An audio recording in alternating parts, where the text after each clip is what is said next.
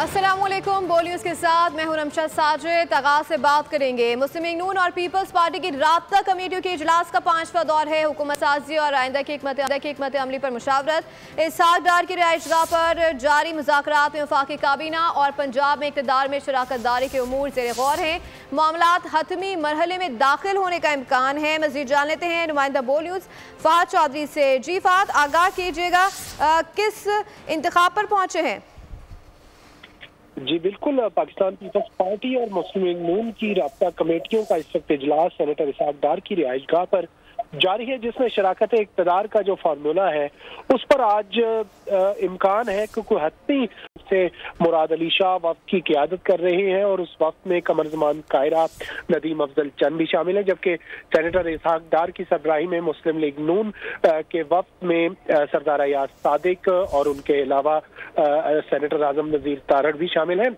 जराये के मुताबिक आज के इजलास में मुस्लिम लीग नून की जानिब से एक बार फिर पीपल्स पार्टी को ये ऑप्शन पेश की जाएगी कि वो वफाकी काबीना का हिस्सा बने और इसके साथ साथ पंजाब काबीना में भी शामिल हो, और पीपल्स पार्टी भी अपनी क़ियादत से जो मुशावरत करके आई है उसके बाद हतमी जवाब आज मुस्लिम लीग नून को देगी। और हतमी पेशरफ्त की सूरत में जराये का कहना है कि तहरीरी मुआहिदे का भी इम्कान है और इस हवाले से मुसवदा भी तैयार किया जाएगा और उस मुसवदे की मंजूरी जो मरकजी क़यादत है, मरकजी कायदीन है, वो देंगे। जी ठीक है, नुमाइंदा बोल न्यूज़ फहद चौधरी अपडेट कर रहे थे, शुक्रिया। पीटीआई का मजलिस वहदत अल मुस्लिमीन और सुन्नी इत्तेहाद कौंसिल से इत्तेहाद उमर आयूब ने ऐलान किया है कि उनके आज़ाद उम्मीदवार सुन्नी इत्तेहाद कौंसिल में शमूलियत इख्तियार करेंगे। दस्तावेज आज इलेक्शन कमीशन में जमा कराई जाएंगी। बैरिस्टर गौहर ने दावा किया है कि उनकी जमात 180 नशस्तें जीत चुकी है। उमर आयूब ने जोर दिया कि दोनों जमातों की मदद से वफाक में हुकूमत बनाएंगे। कि पाकिस्तान तहरीक इंसाफ के हमायत याफ्ता उम्मीदवारान जो कि कामयाब हुए हैं कौमी असम्बली में और चारों सूबाई असम्बलीज़ में, वो इंशाअल्लाह ताला सुन्नी इत्तेहाद काउंसिल में शमूलियत करेंगे और उसके साथ मिलने से हमारी जो स्ट्रेंथ है, हमारी तादाद, उसमें मज़ीद इजाफा होगा। नेशनल असम्बली में 180 की सीटों पे हम जीत चुके हैं। अब कंसेंसस के साथ हमारा ये फ़ैसला हो चुका है कि हमारे कैंडिडेट्स वो नेशनल असम्बली में और वो प्रोविंशियल असम्बली पंजाब और प्रोविंशियल असम्बली केपी के इंशाअल्लाह ताला सुन्नी इत्तेहाद काउंसिल को एज अ पार्टी ज्वाइन करेंगे। इस्लामाबाद से नून लीग के 3 MNAs की कामयाबी के नोटिफिकेशन मुअत्तल हो गए हैं। इस्लामाबाद हाई कोर्ट के 2 रुकनी बेंच ने फैसला सुना दिया। NA 46 से अंजुम अकील, NA 47 से तारिक फजल चौधरी और NA 48 से राजा खुर्रम की कामयाबी चैलेंज की गई थी। इलेक्शन में धांधली के इल्जाम, इस्लामाबाद हाई कोर्ट का फैसला। वफाकी दारुल हुकूमत में कौमी असम्बली के तीनों हलकों से उम्मीदवारों की कामयाबी के नोटिफिकेशन मुअत्तल कर दिए। फैसले के तहत NA 46 से पाकिस्तान मुस्लिम लीग नून के उम्मीदवार अंजुम अकील, NA 47 से तारिक फजल चौधरी और NA 48 से राजा खुर्रम नवाज की कामयाबी का नोटिफिकेशन मुअत्तल किया गया। जस्टिस मियां गुल हसन औरंगजेब और जस्टिस अरबाब मोहम्मद ताहिर ने केस की समाअत की। दौरान समाअत शोएब शाहीन, फैसल चौधरी, अली बुखारी और दीगर अदालत में पेश हुए। दरख्वास्त गुजारों का कहना था कि उनके पास असल फॉर्म 45 मौजूद हैं, जबकि फॉर्म 47 के आदादो शुमार इससे मुताबिकत नहीं रखते। आजाद उम्मीदवारों के सियासी जमातों में शमूलियत। सियासी जमात के सरबराह का मरासला और बयान हल्फी जमा करवाने का सिलसिला जारी है। पंजाब असम्बली से कामयाब 4 आजाद उम्मीदवारों ने तफसीलात इलेक्शन कमीशन में जमा करवा दी हैं। PP 18 से आजाद उम्मीदवार असद अब्बास MWM में शामिल हो गए हैं। PP 296 से अवैस तरीशक और PP 270 से जाहिद इस्माइल, PP 91 से गजनफर अब्बास IPP का हिस्सा बन गए। पंजाब असम्बली का इजलास रवा माह के आखिरी हफ्ते में तलब करने का फैसला कर लिया गया। अरकान के हल्फ के बाद हुकूमत साजी होगी।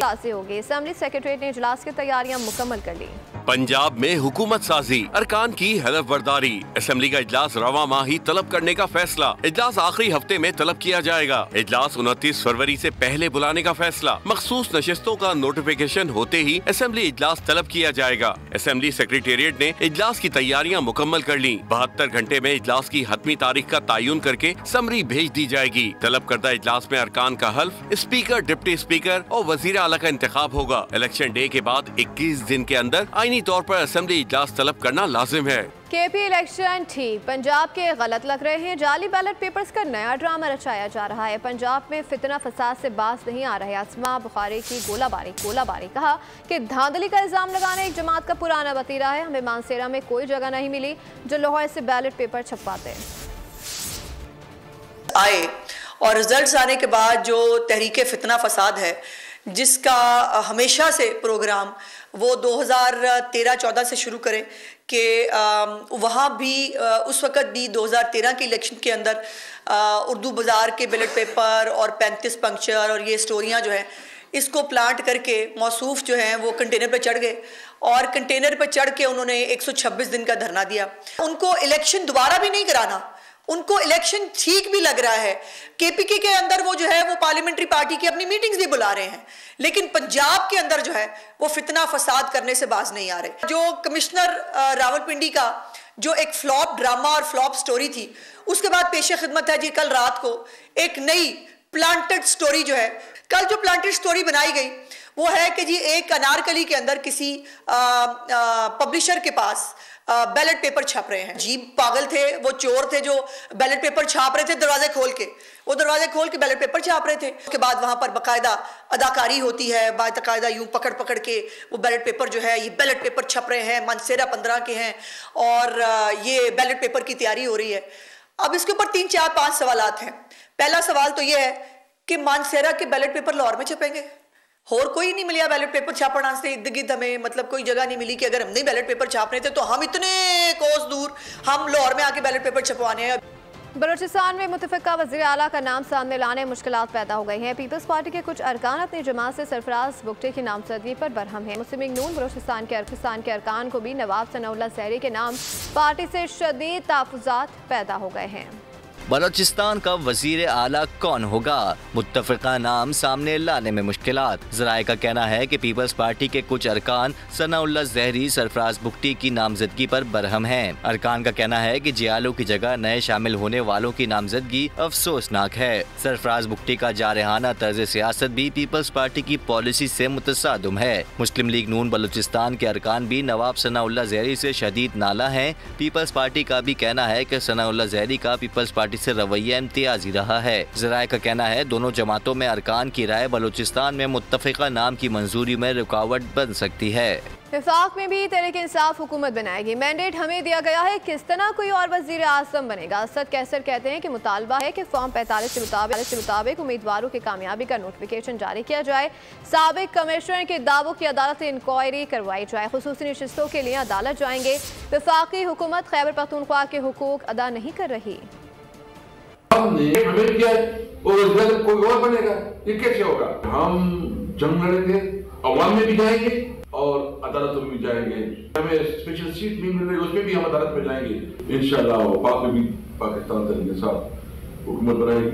हमारा मुताबिक सिंपल फॉर्म 45 के मुताबिक जो नताइज, जो अटेस्टेड रिजल्ट है उसके मुताबिक जो है ना, जो कैंडिडेट कामयाब है उसकी नोटिफिकेशन करवाई जाए। जो इलेक्शन जो कमिश्नर ने जो इंकिशाफात की है, उस इंकिशाफात के हवाले से अदालती तहकीकात होनी चाहिए। पूरी पख्तूनख्वा के लिए आवाज दूंगी।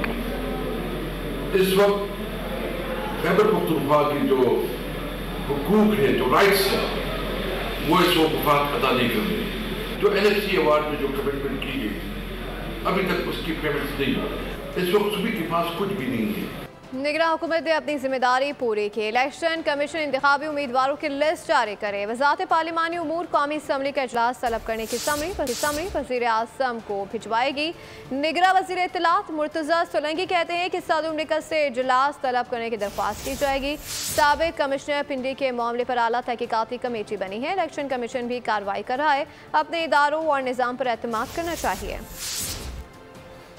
आइन के मुताबिक जैसे ही इलेक्शन कमीशन सरकारी लिस्ट जारी कर देगा और पार्टीज़ की पोजीशन सामने आ जाएगी, तो उसके बाद वज़ारत पार्लिमानी उमूर एक समरी मूव करेगी वज़ीर आज़म के लिए और सदर साहब से दरख्वास्त करेंगे कि इजलास बुलाया जाए। मेरे ख्याल में हमने अपना काम किया है। बाकी जो कमिश्नर का मामला है उस पर एक आला तहकीकाती कमेटी बनी है और इलेक्शन कमीशन भी इस पर प्रोसीडिंग कर रहा है, तो हमें अपने इदारों पे और अपने जो निज़ाम है उस पर एतमाद करना चाहिए। खैबर पख्तूनख्वा में कौमी असम्बली के 7 हलकों के नताइज रोक दिए गए हैं, जबकि खैबर पख्तूनख्वा के 132 कौमी असम्बली और सूबाई असम्बली के हलकों के नताइज जारी हो गए हैं।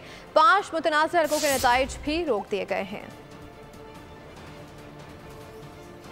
इंतखाबी नताइज का इजरा जारी। 132 कौमी असम्बली और सूबाई असम्बली के हलकों के नताइज जारी हो गए। NA 11, NA 15, NA 27, NA 28 और NA 38 के नताइज रोक दिए गए। PK 72, 73, PK 74, PK 78 और PK 79 के कामयाब उम्मीदवारों का नोटिफिकेशन भी जारी नहीं हुआ। शेर अफजल मरवत, शानदाना गुलजार, उमर अयूब और सरदार यूसुफ की कामयाबी का एलामिया जारी हो गया। शेर अली अरबाब, असद कैसर, अली मोहम्मद खान और अनवर ताज की कामयाबी का नोटिफिकेशन भी जारी कर दिया गया।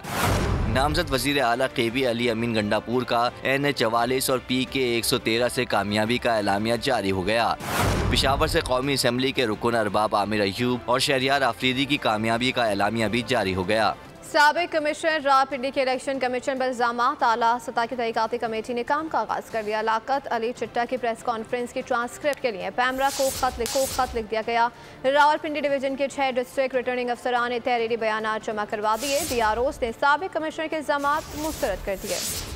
साबिक कमिश्नर रावलपिंडी के इल्जामात, इलेक्शन कमीशन कमेटी के रूबरू बयानात रिकॉर्ड। आला सतह की तहकीकाती कमेटी ने काम का आगाज कर दिया। रावलपिंडी डिवीजन के 6 डिस्ट्रिक्ट रिटर्निंग अफसरान ने तहरीरी बयानात जमा करवा दिए। साबिक कमिश्नर के इल्जामात को मुस्तरद कर दिया। 13 हलकों के रिटर्निंग अफसरान के बयानात भी कलमबंद किए जाएंगे। खुसूसी कमेटी सूबाई असम्बली के 26 हलकों के ROs के बयानात भी रिकॉर्ड करेगी। साबिक कमिश्नर लियाकत चट्टा ने 2 रोज कबल पोलिंग के दौरान मुबैना धांधली से रावलपिंडी डिवीजन में 13 कामयाब उम्मीदवारों को हरवाने का दावा किया था। मखसूस सियासी जमात ने धांधली का नाम लेकर सरकारी मुलाजमीन को धमकाना शुरू कर दिया। सियासी जमात के सोशल मीडिया अकाउंट से सरकारी मुलाजमीन के खिलाफ मज़मूम मुहिम शुरू कर दी है।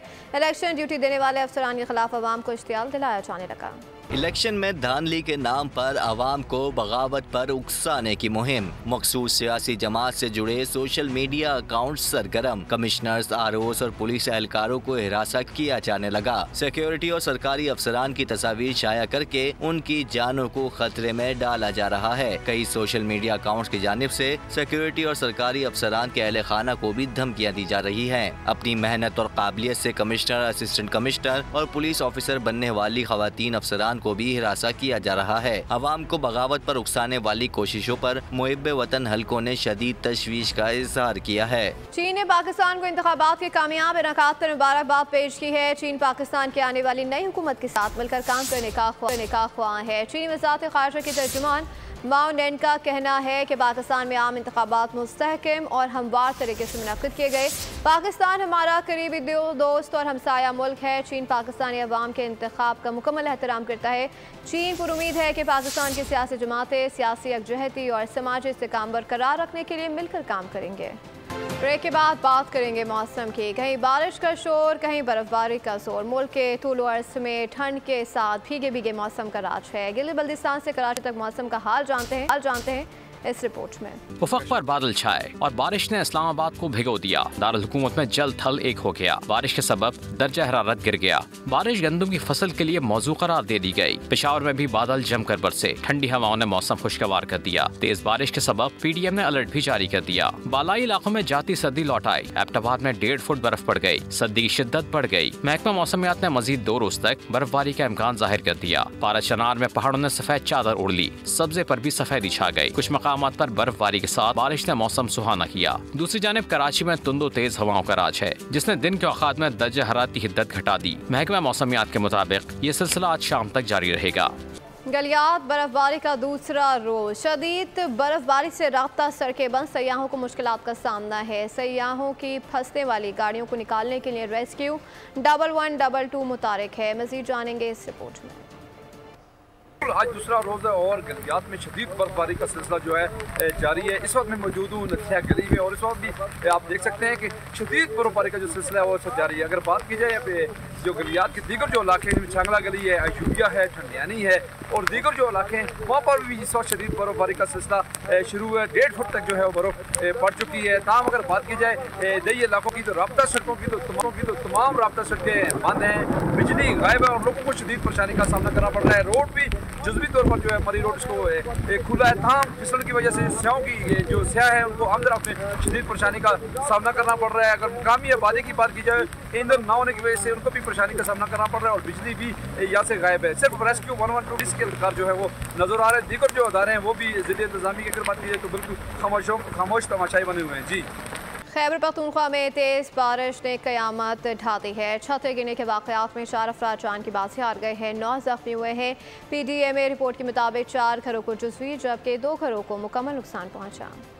खैबर पख्तूनख्वा में तेज बारिश से हादसात, छतें गिरने के वाकयात। सवात में मूसलाधार बरसात कयामत ढा गई। फैजाबाद में मकान की छत गिरने से 18 साला नौजवान जान गंवा बैठा। लोहरदीर में छत तले दबकर खातून जाँ बहक हो गयी। पुरम में मकान की छत मुनदम होने से बच्चा दम तोड़ गया। 4 अफराद जख्मी हुए। खैबर में दीवार गिरने से 2 खवातीन जख्मी हुई। अपरदीर के इलाके शेरिंगल डोरगत पर मिट्टी का तोदा गिर गया। मलबे तले दबकर 6 साला रुमान दम तोड़ गयी जबकि एक शख्स जख्मी हुआ। मर्दान के इलाके पीर सदुलाली किले में बारिश के दौरान घर की छत गिरने से मियाँ बीवी जख्मी हुए जिन्हें अस्पताल मुंतकिल कर दिया। इस्लामाबाद हाई कोर्ट ने लापता तलबा केस में निगरां वज़ीर आज़म अनवारुल हक काकड़ को 28 फरवरी को दोबारा तलब कर लिया है। जस्टिस मोहसिन अख्तर कयानी ने कहा कि वज़ीर आज़म को बता दें कि आइंदा समाअत पर कराची न जाएं, अदालत में पेश हों। सब अफसरान जवाबदेह हैं, कोई कानून से बालातर नहीं। सब अफसरान जवाबदेह हैं, कोई कानून से बालातर नहीं। वज़ीर आज़म दूसरी मर्तबा नहीं आए। लापता तलबा केस में इस्लामाबाद हाई कोर्ट के रिमार्क्स, अनवारुल हक काकड़ को 28 फरवरी को दोबारा तलब कर लिया। अदालत ने वज़राए दाखिला और दिफा को भी पेश होने की हिदायत कर दी। अटॉर्नी जनरल ने इस्तदा की कि नई हुकूमत आएगी, उन्हें पॉलिसी बनाने का वक्त दे दें। जस्टिस मोहसिन अख्तर कियानी ने मुकालमा किया, वो क्या कहेंगे कि क्या जबरी गुमशुदगियाँ होनी चाहिए? कुछ इदारों को जो अस्तिस्ना मिला हुआ है वो नहीं मिलना चाहिए। अदालत ने कहा कि IG को बता दें, इस्लामाबाद में कोई अगवा हुआ तो FIR उनके खिलाफ होगी। सारी दुनिया देख रही है, यहाँ तमाम मुमालिक के सिफारत खाने हैं, वो देख रहे होंगे कि वो कैसे दारुल हुकूमत में रहते हैं। आइन की बात करें तो अब सब हंसते हैं। Deputy commissioner Islamabad MPO orders को गलत इस्तेमाल करते रहे, अब अदालती फैसले के बाद तौहीन अदालत केस का सामना कर रहे हैं। जिनसे ज्यादती पर सरेआम फांसी का बिल सेनेट में पेश। पीपल्स पार्टी, नून लीग और PTI की जमात इस्लामी के पेश करदा बिल की मुखालफत मुस्लिम लीग काफ ने हिमायत कर दी। शहरी रहमान बोली कि सरेआम फांसी मुल्क में बर्बरियत फैलाती है। इरफान सिद्दीकी ने कहा कि फांसी को फांसी घाट तक रखा जाएगा। पाकिस्तान पीपल्स पार्टी ने हमेशा डेथ पेनल्टी के लिए मुखालफत की है। ये इसलिए नहीं कि हमें रेप का जो ये जुर्म है ये हमारी नज़र में सबसे संगीन और बहुत ही सीरियस क्राइम है। पब्लिक हैंगिंग्स यानी सरेआम फांसी जो है वो माशरे में बर्बरियत फैलाती है। मौत की सज़ा रहनी चाहिए, फांसी की सज़ा रहनी चाहिए, लेकिन उस फांसी को फांसी घाट तक ही रहने दें।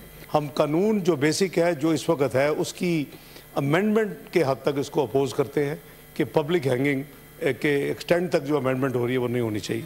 ये दिस इज़ PMLN ऑफिशियल मौक़िफ़। जब वो केस आता है रेप्स का अदालतों में तो उसका प्रोसीजर को ज़्यादा मजबूत करने की, मेरा ख्याल अगर ये हम उस पर कॉन्सनट्रेट करें बजाय ये कि हम इसको डेमोन्स्ट्रेट करें कि सज़ाएँ आम होनी चाहिए और सड़कों पे होनी चाहिए, उसके बजाय मेरा ख्याल है ये 2 एस्पेक्ट्स हैं जिस पे ज़रूरत है हमें कॉन्सनट्रेट करने की। गवादर के मगरबी साहिल पर मुर्दा डॉल्फिन पाई गई है। मुर्दा डॉल्फिन नायाब नस्ल की है। ये रवा साल का पहला केस है। 2023 में 6 डॉल्फिन जाल में फंसकर हलाक हो चुकी थी। 3 डॉल्फिन गवादर के इसी साहिल पर मुर्दा हालत में पाई गई थी। पोर्पोस नस्ल की डॉल्फिन खतरे से 2-4 हैं। अहम खबर से आपको इस वक्त आगाह करेंगे। अवाम में 8 फरवरी को वाज़े आवाज़ में बात की और तकसीम का मैंडेट दिया है। निगरां वज़ीर आज़म का ऐसा बयान सामने आया है। कुछ अनासर सोशल मीडिया को ब्लैकमेल और मुलाजमीन पर दबाव के लिए इस्तेमाल कर रहे हैं। मुलाजमीन पर दबाव डाला जा रहा है कि वफादारियाँ तब्दील की जाएँ। यह आर्टिकल 5 और दीगर आर्टिकल्स और मुल्की कवानीन की खिलाफ वर्जी है। रियासत पाकिस्तान अपने आइनी फ़राइज़ की अंजाम दही में मुलाजमीन का दिफा करेगी। ये ऐसा बयान सामने आए हैं निगरां वज़ीर आज़म अनवारुल हक काकड़ की जानिब से। उन्होंने कहा कि पुरतशद्दुद वोटर के खिलाफ कार्रवाई की जाएगी और मिसाली सज़ा यकीनी बनाई जाएगी। सरकारी मुलाजमीन से हमारी वाबस्तगी में कोई शक नहीं होना चाहिए। अवाम ने 8 फरवरी को वाज़ेह आवाज़ में बात की और तकसीम का मैंडेट दिया। निगरां वज़ीर आज़म अनवारुल हक काकड़ का बयान सामने आया है। उन्होंने कहा कि कुछ अनासर सोशल मीडिया को ब्लैकमेल और मुलाजमीन पर दबाव के लिए इस्तेमाल कर रहे हैं। PSDP के तहत तरक्याती मंसूबों में सरमायाकारी की मालूमात दस्तयाब नहीं है। IMF ने सालाना तरक्याती प्रोग्राम के तहत मंसूबों की शफाफियत पर एतराज़ उठा दिया। तजवीज़ देते हुए कहा कि PSDP के मंसूबों में शफाफियत की अशद ज़रूरत है। आइंदा माली साल बजट में तरक्याती मंसूबों के दस्तावेज़ को मुअस्सर बनाया जाए। बजट दस्तावेज़ में मंसूबों की लोकेशन और डेवलपमेंट फॉर्मेट को शामिल किया जाए।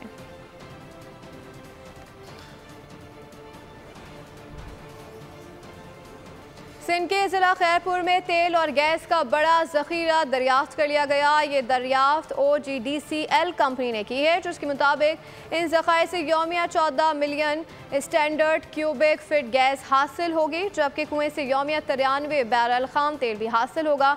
नए दरियाफ्त से मुल्की तेल और गैस के ज़ख़ायर में इजाफा होगा। OGDCL के स्टॉक मार्केट को ख़त के ज़रिए आगाह कर दिया है। सिंध के ज़िला खैरपुर में तेल और गैस का बड़ा ज़ख़ीरा दरियाफ्त कर लिया गया। ये दरियाफ्त OGDCL कंपनी ने की है, जिसके मुताबिक इन ज़ख़ायर से यौमिया 14 million standard cubic feet gas हासिल होगी। और अभी आपको बताएं कि सोने की फ़ी तोला कीमत में एक बार फिर इजाफा। 1100 रुपये के इजाफे के सबब फ़ी तोला कीमत 2,14,000 रुपये से तजावुज़ कर गई है। 10 ग्राम सोने की कीमत में भी 943 रुपये का इजाफा हुआ है। 10 ग्राम सोने की कीमत 1,83,728 रुपये हो गई है। आलमी मार्केट में $8 इजाफे से फ़ी औंस सोने की कीमत $2,045 पर आ गई है। और अब बात करेंगे पाकिस्तान सुपर लीग की, जो कि लाहौर कलंदर्स ने टॉस जीतकर बैटिंग का फैसला कर लिया है। टीम 7 बजे कोयटा ग्लेडियर्स के खिलाफ बैटिंग शुरू करेगी। लाहौर कलंदर्स अपना पहला मैच इस्लामाबाद यूनाइटेड के मुकाबले में हार चुकी है। कोयटा ग्लेडिएटर्स ने पहले मैच में पेशावर ज़ल्मी को 16 रन से शिकस्त दे दी थी।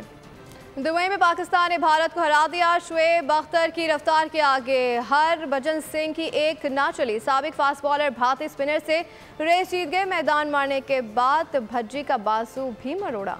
दुबई का मैदान मद्दे मुकाबला आए पाकिस्तान के शुएब अख्तर और भारत के हरभजन सिंह। कौन है तेज रफ्तार? हरभजन सिंह ने शुएब अख्तर को रेस लगाने का चैलेंज दिया। फिर पाकिस्तान के स्पीड स्टार और भारतीय स्पिनर आमने सामने आए। दौड़ लगाई तो शुएब अख्तर आगे निकल गए। हरभजन देखते रह गए। मजेदार मुकाबले की वीडियो इंटरनेट पर वायरल हुई तो शुएब अख्तर ने आमदनी भी बता दी। हरभजन ने आधा हिस्सा मांगा तो बाजू मोड़ दिया। हरभजन ने अगली दौड़ में वसीम अकरम को भी रेस की दावत दे दी। भारतीय और Pakistani stars international T20 league के सिलसिले में दुबई में मौजूद हैं।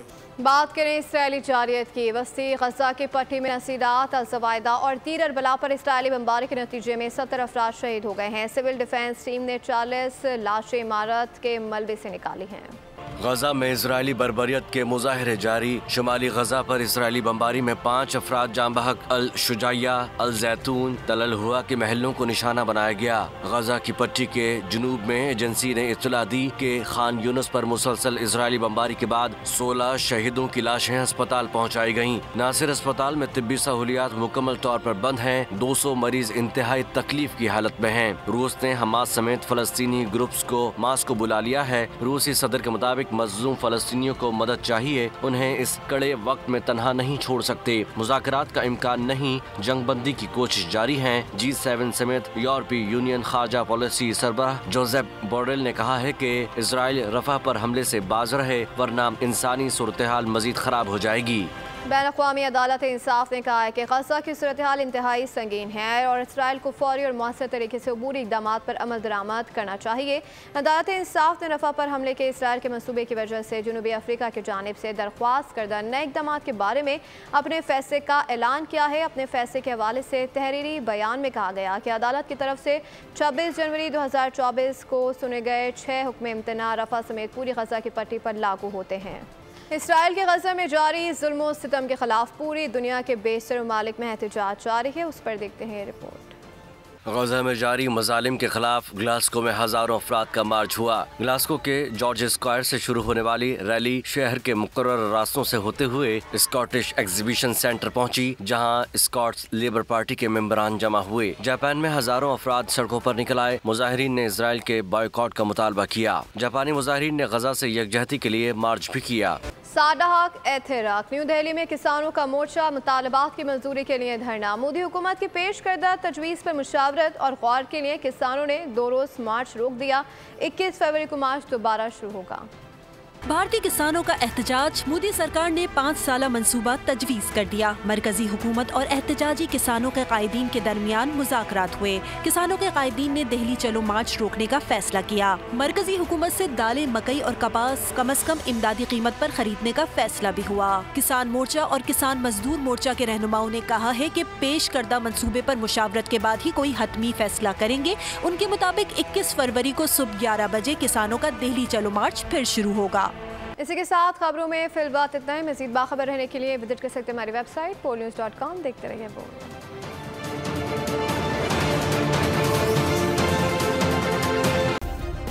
सब्सक्राइब करें और बेल दबाएं ताकि कोई खबर रह न जाए।